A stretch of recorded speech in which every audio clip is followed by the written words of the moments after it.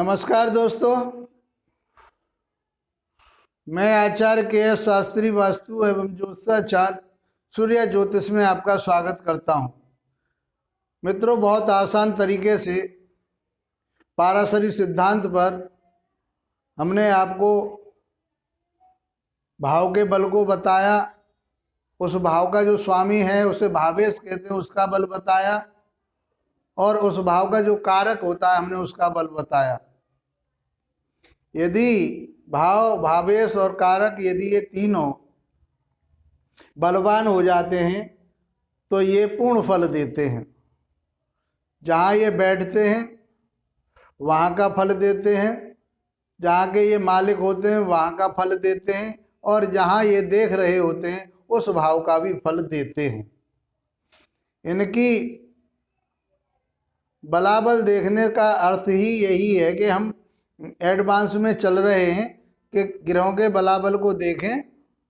बलवान ग्रह हमेशा, शुभ ग्रह हमेशा शुभ फल देते हैं, अच्छे फल देते हैं। वो अपने घर का देते हैं, जहाँ बैठे हुए हैं वहाँ का देते हैं, जहाँ देखते हैं वहाँ का फल देते हैं। हमने आपको बहुत आसान तरीके से बताया। हम उस बीच में आपसे संबंधों की बातें करते रहे थे। इसका संबंध इससे बन जाएगा, इसका संबंध इससे बन जाएगा, ऐसा संबंध इसका इससे बनना है।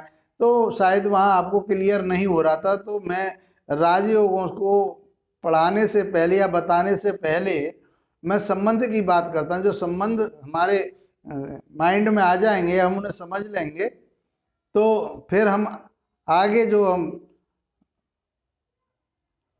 राजयोगों की बात करेंगे तो उन्हें हम बहुत आसानी से समझ पाएंगे।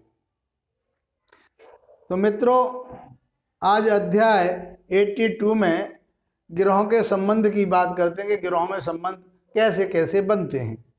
तो ऋषि पाराशर जी ने ग्रहों के संबंधों को 4 प्रकार का बताया है कि ग्रहों में जो संबंध होते हैं वो 4 प्रकार के होते हैं। बहुत आसान तरीके से आप समझ पाएंगे। यदि केंद्र और त्रिकोण के संबंध यदि बनते हैं आपस में तो वो श्रेष्ठ फल देने वाले होते हैं। और भावों के भी बनते हैं किसी के तो वो फल देते हैं, अच्छा फल देते हैं।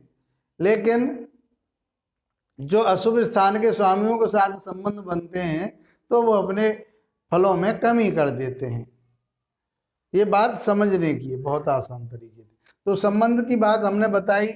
ये केंद्र हो गया, ये स्थान केंद्र के होते हैं और केंद्र के स्थान शुभ माने गए हैं। दूसरा स्थान होता है त्रिकोण का।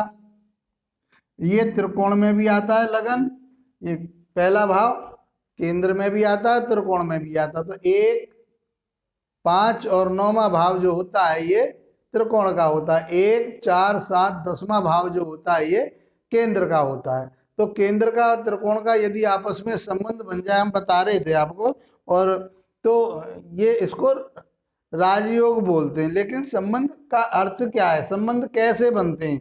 तो 4 संबंधों की बात की है। तो नंबर 1 पे हम देखें तो 1 पे आता है युति संबंध।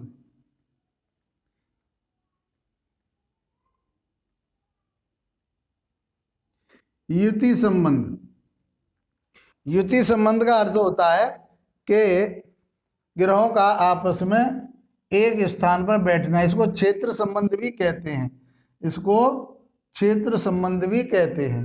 जैसे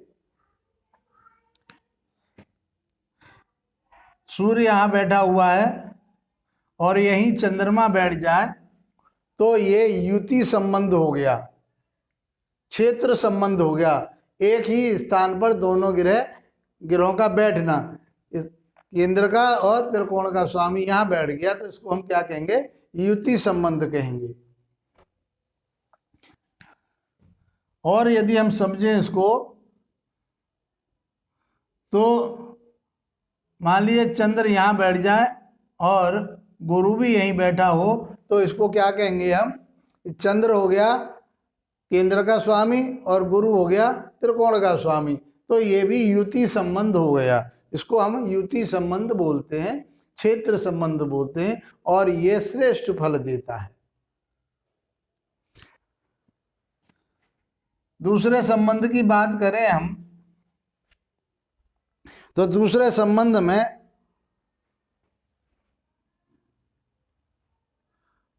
परस्पर दृष्टि संबंध होता है। दृष्टि संबंध होता है। अब परस्पर दृष्टि संबंध आप समझ पा रहे होगे, एक दूसरे को देखना, एक दूसरे को देखना। मान लीजिए गुरु यहां बैठा है और चंद्र यहां बैठा है,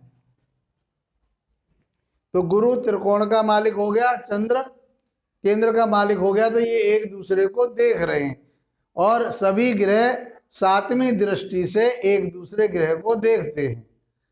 ये हम दृष्टियों में पहले आप लोगों को बता चुके हैं। तो इसको हम क्या कहेंगे? इसे कहेंगे दृष्टि संबंध। मान लीजिए सूर्य यहाँ बैठ जाए और शुक्र यहाँ बैठा हो अपने ही घर में, तो इसको क्या कहेंगे हम? दृष्टि संबंध कहेंगे कि इनमें आपस में, क्यों शुक्र कहाँ का मालिक है? वो केंद्र का मालिक है। सूर्य कहाँ का मालिक है? त्रिकोण का मालिक है। इसलिए इन दोनों में कैसा संबंध हो गया? ये दृष्टि, परस्पर दृष्टि संबंध कहा जाता है इसको। तो ये एक प्रकार का ये राजयोग का निर्माण कर रहे हैं, इनको संबंध बोलते हैं, तो परस्पर संबंध। और आप देखना चाहें तो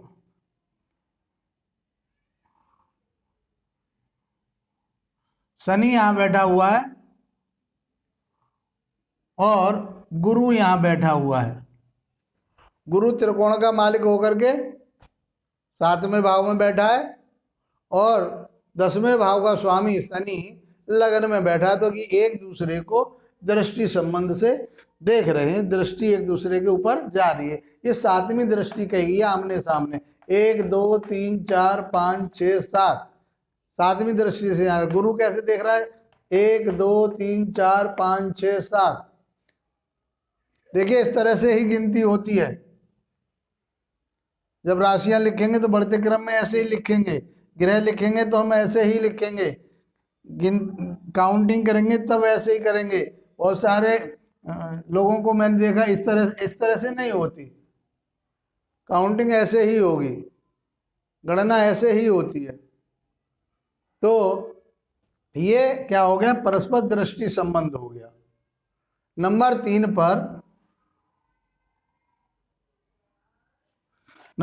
पर कहा गया है परस्पर स्थानांतरण संबंध। परस्पर स्थानांतरण संबंध नंबर 3 पर परस्पर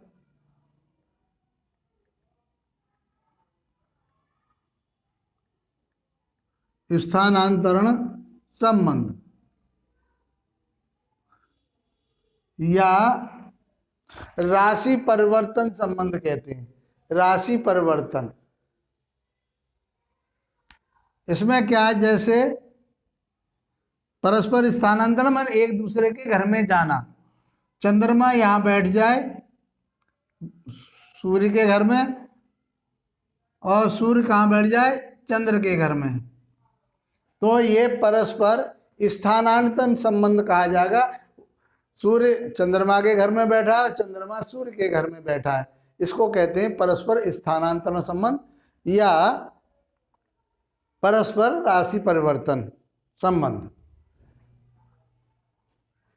और देखते हैं इसको, आसान तरीके से बता रहे हैं, समझ में आ रहे होंगे। कोई संबंधों में ज़्यादा विशेष परेशानी नहीं होनी चाहिए। चंद्रमा यहाँ बैठा हुआ है और गुरु यहाँ बैठा हुआ है।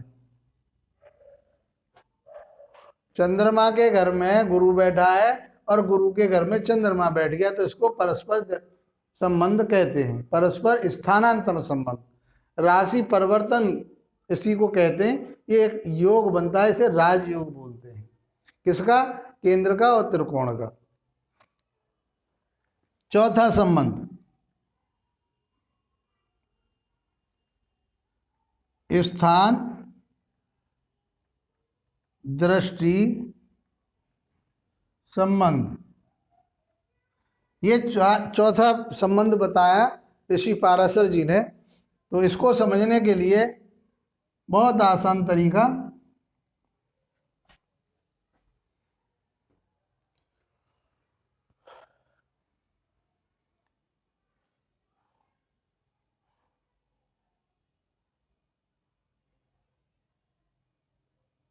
मंगल यहाँ बैठा हुआ है चंद्रमा के घर में, मंगल चंद्रमा के घर में देख बैठा है, और चंद्रमा की दृष्टि यदि इसके ऊपर होती है, मंगल के ऊपर, तो इसको स्थान दृष्टि संबंध कहते हैं। जब कोई ग्रह जिस राशि में बैठा हुआ होता है उस राशि का स्वामी उसे अपने घर को ही देखे या बैठे हुए ग्रह को देखे तो इसे कहते हैं स्थान दृष्टि संबंध। बहुत आसान तरीके से इस बात को समझ पाए होंगे आप। जिसके घर में जो ग्रह बैठा हुआ है उसी घर का स्वामी अपने घर को देखे या अपनी राशि को देखे या उसमें बैठे हुए ग्रह को देखे, एक ही बात हो गई। जिस भाव में